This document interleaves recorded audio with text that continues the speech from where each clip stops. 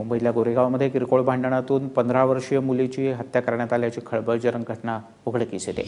सोमवारी सकाळी मेघना अगवणे शिकवणीवरून परत येत असताना शेजारच्यांनी साफ केलेल्या रस्त्यावरून जाण्यास तिला मनाई केली। यानंतर झालेल्या भांडणामध्ये मेघनाच्या पायावर बाटली मारल्याने ती जखमी झाली। यानंतर अगवणे कुटुंबाने पोलिसात तक्रार दाखल करूनही पोलिसांनी काहीच कारवाई केली नाही। संध्याकाळी पुन्हा झालेल्या बाचाबाचीनंतर 10 ते 12 जणांनी मेघना आणि तिची बहीण पूजाला घरात घुसून बेदम मारहाण केली। यामध्ये गंभीर जखमी झालेल्या मेघनाला रुग्णालयात दाखल करण्यात आलं, मात्र तिथे तिला मृत घोषित करण्यात आलं।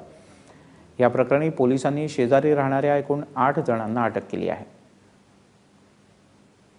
गोरेगाव पोलीस ठाण्याने गुन्हा दाखल केलेला आहे।